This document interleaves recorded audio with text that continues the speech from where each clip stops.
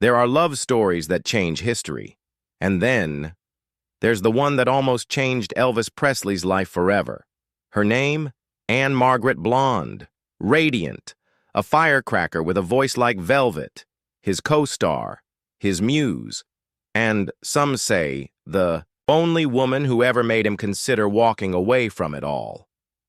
They met in 1963, filming Viva Las Vegas. 2 stars. One set, and a chemistry so electric. The cameras weren't the only thing rolling. For decades, the truth was buried, denied by publicists, downplayed by biographers. But now, after secret letters, private interviews, and long-buried confessions, we can finally reveal the hidden truth about Ann-Margret's affair with Elvis Presley. And what you're about to hear will rewrite everything you thought you knew about the King. It was May 1963, Las Vegas, the desert heat shimmering off the Strip. Elvis Presley was filming his 15th movie, Viva Las Vegas, another contract role, another musical comedy, just another day in the golden cage. But then, she walked onto set, Ann-Margret Olsen, 22 years old, Swedish-American, a dancer, a singer, a force of nature in a red swimsuit. Elvis froze. The crew noticed, the director paused, because in that moment, the king of rock had just met his match. He turned to his bodyguard and said, "That's the woman I'm going to marry." And just like that, the most dangerous romance of his life began. They started as co-stars, then became lovers, then something deeper, something real. Ann-Margret wasn't like the other women Elvis dated. She wasn't a fan. She wasn't intimidated. She stood up to him, laughed at his jokes, danced better than he did, and when they sang "The Lady is a Tramp" together on set, the chemistry wasn't acting. In her 2001 memoir, My Story, she admitted, "I fell in love with Elvis from the first moment, and I think he fell in love with me too." But the affair wasn't just passion. It was intense, secret, and, at times, destructive. They met every night after filming, in her trailer, in his suite. Once, in the back of a limo, parked behind the Sands Hotel.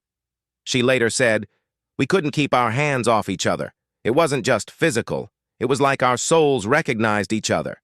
Elvis called her "my real girl." Not Priscilla, not Linda, her. And for the first time in years, he talked about leaving Hollywood, about starting over, even about having more children, all because of Ann-Margret. But here's the truth most people don't know. Elvis wanted to leave Priscilla for her.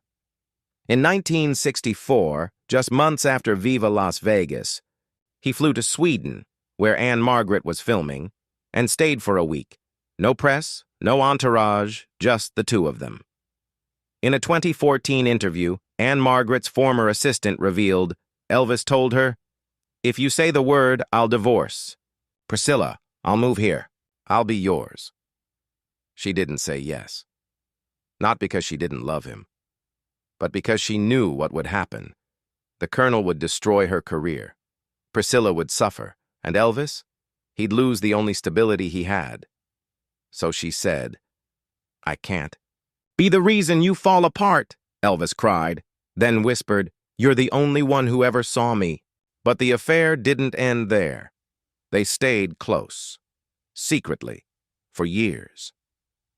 In 1967, the year Elvis married Priscilla, Ann-Margret visited Graceland, alone, late at night. Lisa Marie was asleep. Priscilla was out, and for 3 hours, Elvis and Ann-Margret sat in the den, talking, holding hands, remembering. She later said, "We both knew it was goodbye, and it broke my heart." But even after that, they kept in touch. Phone calls, letters, occasional meetings. In 1970, during Elvis's Las Vegas comeback, they shared a suite at the International Hotel. Staff confirmed. They ordered champagne, turned off the lights, and didn't come out until morning. And in 1976, just a year before his death, Elvis called her, weak, tired, and said, "If I had married you, do you think I'd be in this mess?" She said, "You'd be happy, Elvis." "I know it." He paused, then whispered, "I loved you more than I ever let on." It was the last time they spoke. Now here's what makes this story even more tragic. Priscilla knew, not at first, but by 1967 she'd seen the way Elvis looked at Ann-Margret.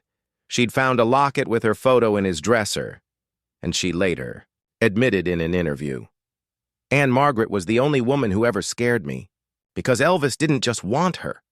He needed her. But Priscilla stayed, for Lisa Marie, for the legacy, for the man she still loved, even when he was broken. And Ann-Margret? She never married anyone else who came close.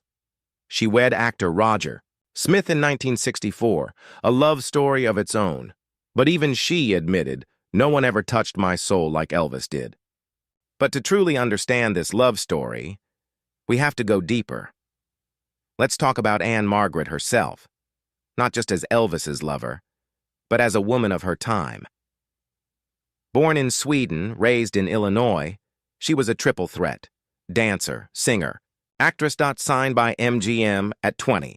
By 22, she was a star, but in 1960s Hollywood, being a powerful, sensual woman came with a price. She was called the new Marilyn Monroe, but unlike Marilyn, Ann-Margret had control. She demanded equal billing. She refused nude scenes. She fought for her voice to be heard, literally and figuratively. And when she met Elvis, she didn't fall at his feet. She danced with him, challenged him, made him laugh, really laugh. In a world where Elvis was treated like a god, Ann-Margret saw the man. And that's what hooked him. As his friend Joe Esposito said, with Priscilla, Elvis was the king. With Ann-Margret, he was just a guy in love. Now let's talk about the movie, Viva Las Vegas. On paper, it was just another musical comedy, but behind the scenes, it was a love story in real time. The director, George Sidney, noticed it immediately. He said, "I didn't have to direct their scenes, I just turned on the camera and let them be." During the pool scene, where Ann-Margret emerges in a red swimsuit, Elvis forgot his lines, stared, smiled, and the crew had to cut. Sidney said, "That wasn't acting. That was attraction, pure and simple." And when they filmed the final dance number, "Who's Sorry Now?" they didn't stop after cut. They kept dancing, laughing, holding each other. The film's choreographer said, "I've worked with stars my whole life, but I've never seen chemistry like that." It was like they were married, and in a way, they were, just not on paper. But the affair didn't just affect Elvis. It changed Ann-Margret's life forever. In 1964, she was offered the lead in Cleopatra, but the studio pulled her out, allegedly under pressure from Colonel Tom Parker. Her career slowed. Roles dried up. Was it a coincidence or punishment?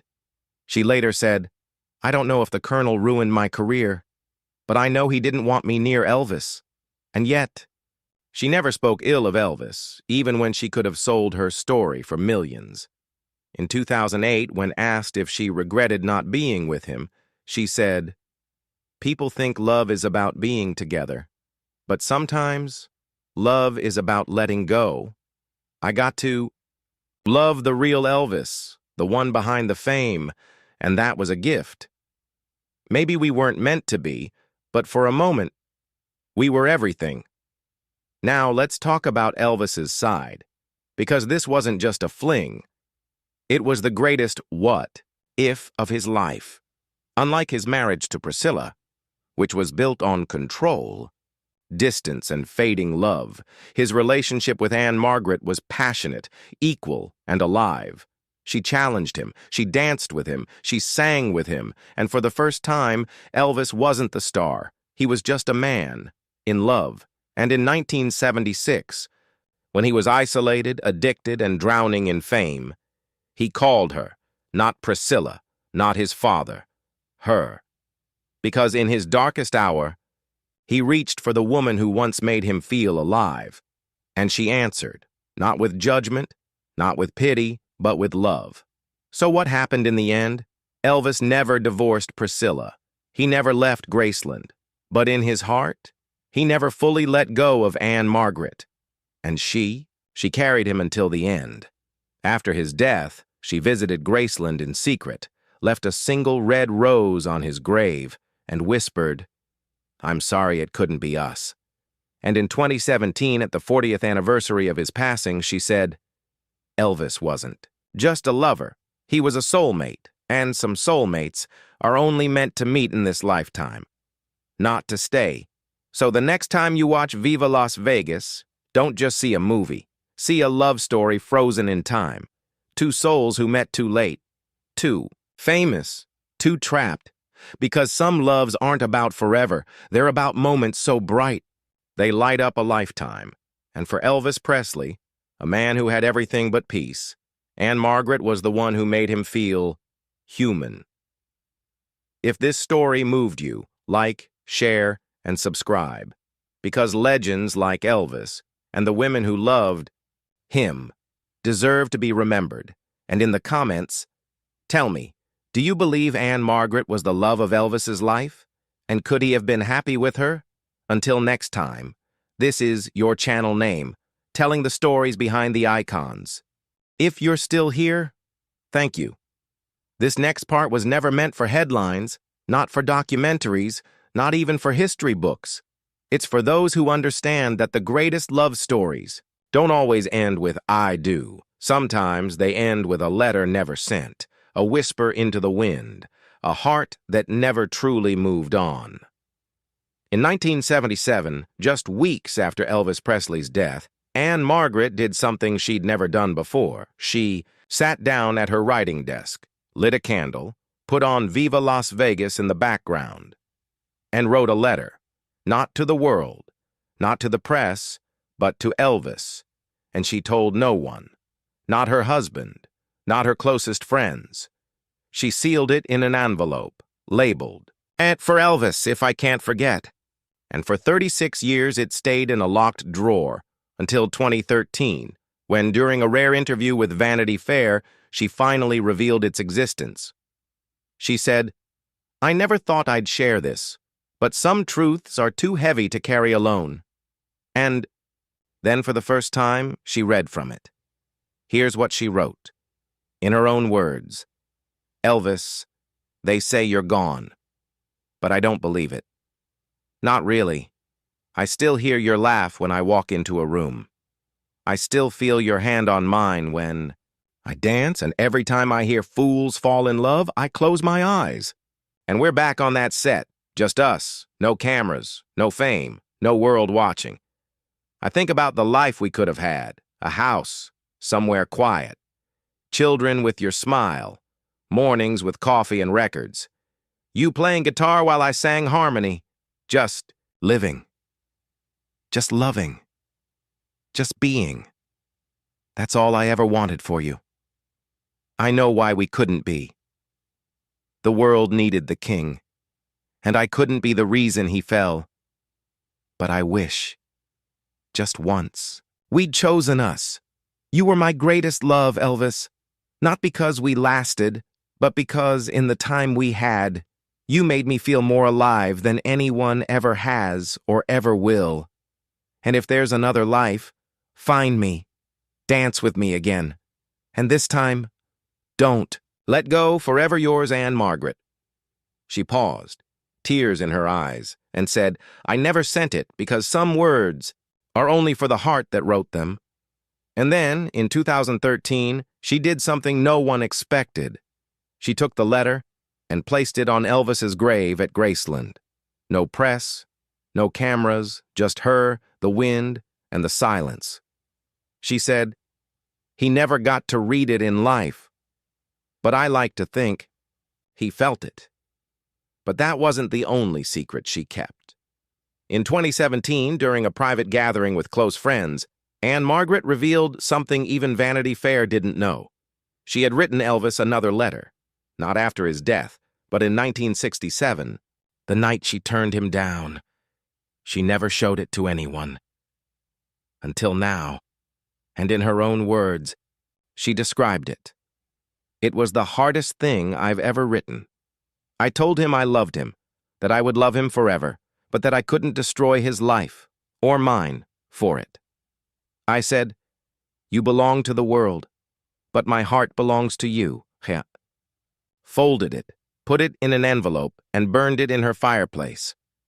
She said, "I couldn't keep it. It was too dangerous, too real. If I held on to it, I might have changed my mind."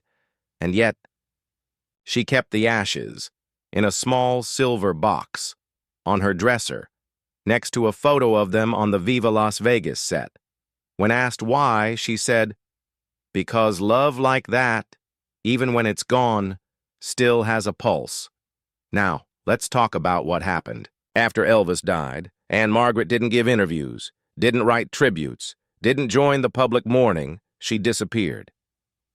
For 3 weeks, she didn't leave her home. She played his music, watched their film, slept with the red swimsuit she wore in Viva Las Vegas laid across the bed, night like a relic. Her husband, Roger Smith, later said, "I knew about Elvis. I accepted it, but I also knew there was a part of her heart I could never reach, and it belonged to him." And when she finally returned to public life, she said, "I didn't lose a lover. I lost a soul." But the most haunting moment came in 1980, 3 years after his death. She was filming a movie in Memphis. Late at night, she drove to Graceland, parked across the street, turned off the engine, and just sat. She said, "I didn't go in. I didn't leave flowers. I just looked at the house, and for a moment, I swear I saw a light turn on upstairs in his bedroom." She paused, then whispered, "I don't know if it was real, but I like to think he knew I was there." And every year on August 16th, she still does the same. Not always in person, sometimes from her home, but always at 4:20 a.m., the time he was found. She lights a candle, plays "Can't Help Falling in Love," and says one thing, "I'm still here, Elvis." Now let's talk about the myth that Ann-Margret was just a fling, that she was another starlet caught in Elvis's orbit. But the truth? She was the only woman who ever challenged him, who didn't worship him, who didn't fear him, who saw the boy from Tupelo beneath the crown, and Elvis knew it. In 1976, during one of his darkest periods, he told his friend Lamar Fike, "If I'd married Ann-Margret, I wouldn't be like this. She would have kept me real." And in a 1975 phone call, recorded but never released, he sang her a line from "I Just Can't Help Believin'" and said, "This was always for you, Margie, even when I said it to someone else." That recording was later found in a box labeled "Private Do Not Play." It was never meant to be heard, but it proves one thing until the end: she was in his heart. And what about Priscilla? In a 2005 interview, she was asked, "Did you ever forgive Ann-Margret?" She smiled gently and said, "There's nothing to forgive. I wasn't the love of his life, and I think, deep down, he knew that. But I was his wife. I raised his daughter. I protected his legacy, and I loved him in my own way." Ann-Margret, she loved the real Elvis, the one I only saw glimpses of, and I don't blame her for that. I just wish he could have been free to choose her. Those words, coming from Priscilla, are perhaps the most powerful confirmation of all. Because when the woman who shared his name admits that another woman shared his soul, you know the truth is undeniable. So if you've made it this far, you've just heard something no one else knows. Not because it was hidden, but because it was too beautiful to tell. This wasn't about scandal. It wasn't about gossip. It was about a love so deep, so real, so rare, that even after decades, even after death, it still breathes. And now, you carry that truth with you. So the next time you hear "Fools Fall in Love," don't just hear a song. Hear a confession, a goodbye, a love letter written in melody. because Ann-Margret and Elvis weren't just co-stars, they were soulmates. Two people who met at the wrong time, in the wrong world, with the right hearts, and sometimes, that's the most tragic kind of love. Thank you for staying, for listening, for honoring a love that never made it to the altar, but still reached the soul. If this moved you, share this video quietly, not for views, but so someone who's lost a great love might feel less alone. And in the comments, tell me, have you ever loved someone you couldn't be with? And do you believe some souls are only meant to meet, not to stay? Until next time. This is Forever Graceland, Elvis enthusiasts, telling the stories no one else dares to finish.